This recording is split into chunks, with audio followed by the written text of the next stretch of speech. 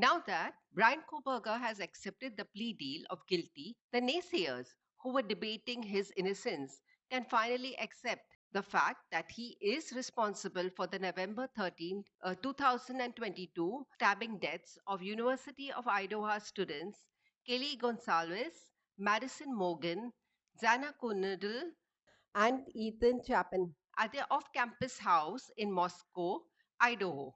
Koberger's deal has somewhat quelled doubts about whether he was involved. But now we know he did it.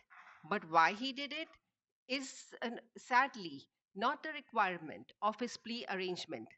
This will always be disappointing for many, particularly the families of the victims. However, as a society, the more pressing question on everyone's mind should be how did he become this unfeeling, cruel monster? It's the only way to stop further senseless acts of violence being perpetuated again and again. Why does only one child from a seemingly normal family turn into a killer? I don't go with the theory that some people are just born evil. That's just brushing away the responsibility and role of parents, caregivers, family, school, and society in the development of a child into a mature, mentally stable, moral adult. When it comes to such glaring aberrations in human nature, I'm always suspicious of the family dynamics of people capable of this kind of murder. More often than not, there is dysfunction, neglect, abuse, etc. Though it may not be apparent, but is often covert and insidious. Only those who live within the home are aware but keep silent and live in denial of their skewed reality. To automatically assume Brian's family was healthy based on their public image is naive at best. The history of these kinds of killers always points to an abnormal childhood, and I strongly suspect Brian's childhood may not be an exception. This is not about shaming or condemning the parents, it's about self reflection and understanding what can go wrong if we mess up the parenting job. Sure, there is nature, but nurture always plays a huge role in mitigating the effects of genetic and temperamental predispositions to violence and other mental health issues. Here, I will attempt to identify the potential causes of Brian's antisocial behavior.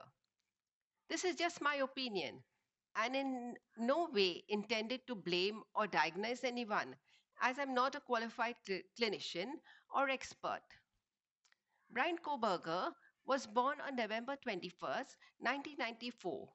He is the youngest child and only son of Michael Kohberger Jr., 67, and Mary Ann Kohberger, 62. He has two older sisters, Amanda, born in 1988, and Melissa, born in 1991. In 1995, when Brian was less than a year old, his parents filed for bankruptcy. Filing for bankruptcy comes only after months of prior economic hardship and struggle. It is in this high stress environment that Brian was born. My guess is that he may not have been a welcome addition to that family.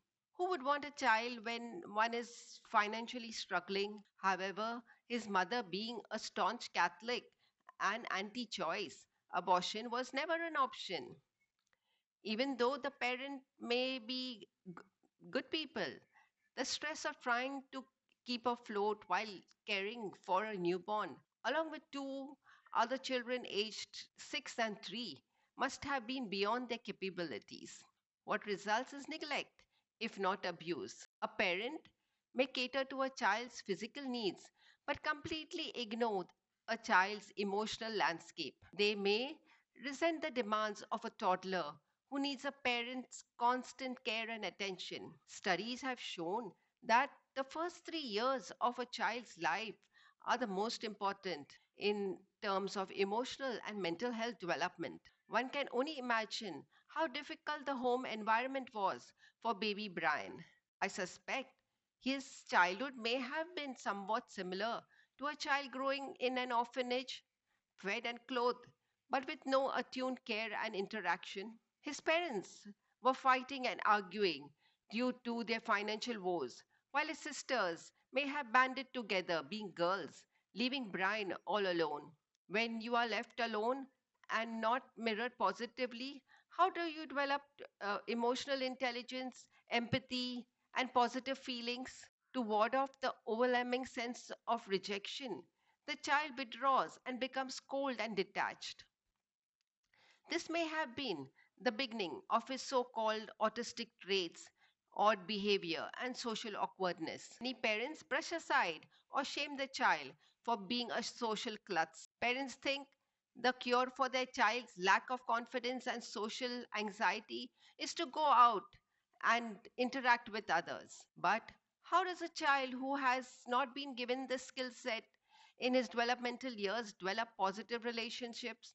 They will be socially incompetent, which often leads to bullying.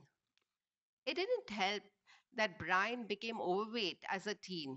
In 2010, the Kohbergers made their second bankruptcy filing. They even lost their house. The environment Brian lived in must have become even more stressful, which is probably why he struggled with weight issues, financial hardships, and conflict in the home must have been overwhelming for a 15-year-old kid.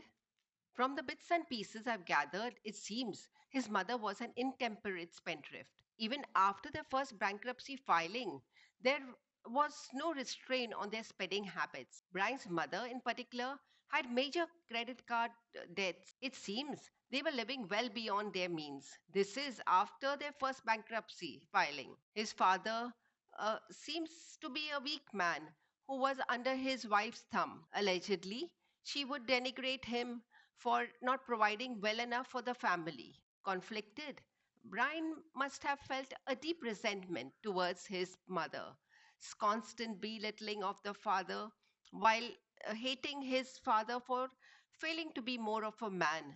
I suspect BK's mom is dominating, which may have led to his misogyny towards women in general. We don't know how it may have been for a teen to see his mother making frivolous purchases while the family struggled financially. We don't know his mother's spending was an addiction, or was she just trying to keep up with the Jonases?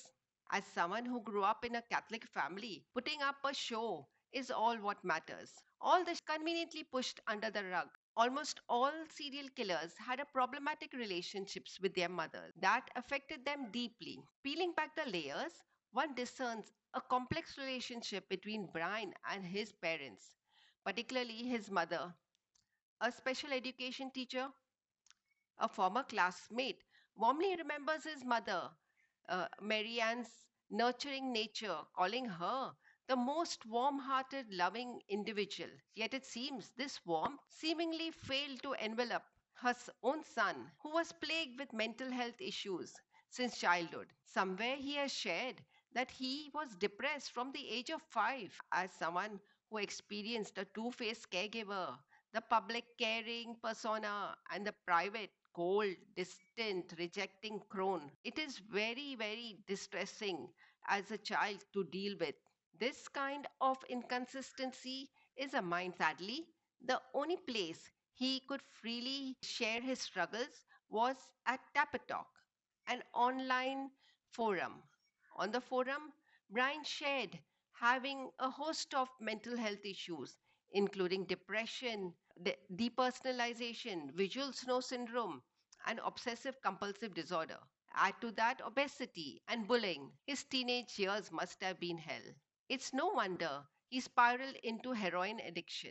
That's when he had a personality shift. He lost weight, became aggressive, and tried to act superior.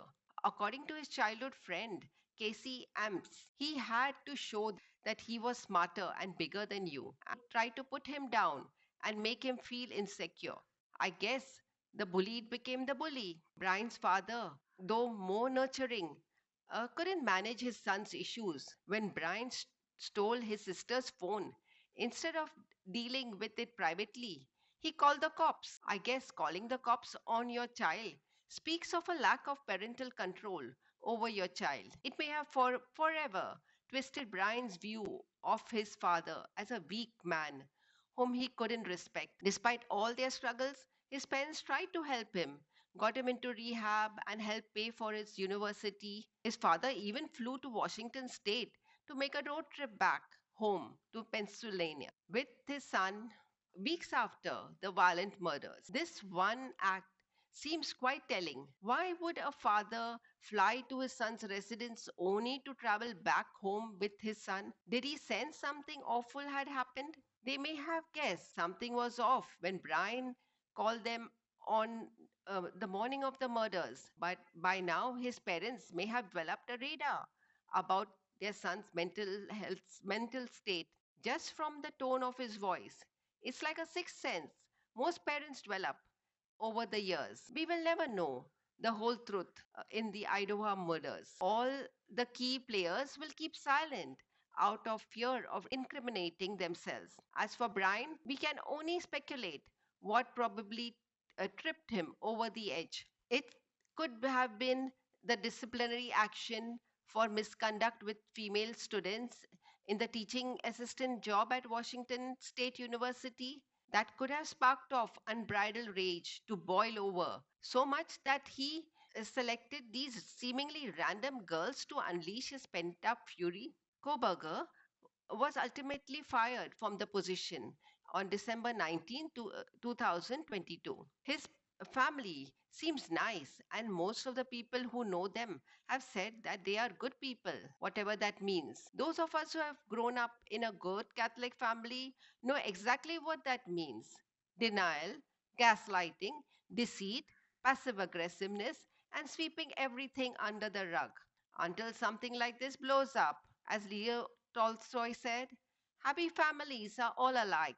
Every unhappy family is unhappy in its own way. No one knows what happens behind closed doors. Insidious family dynamics can transform a vulnerable child into a cold blooded killer.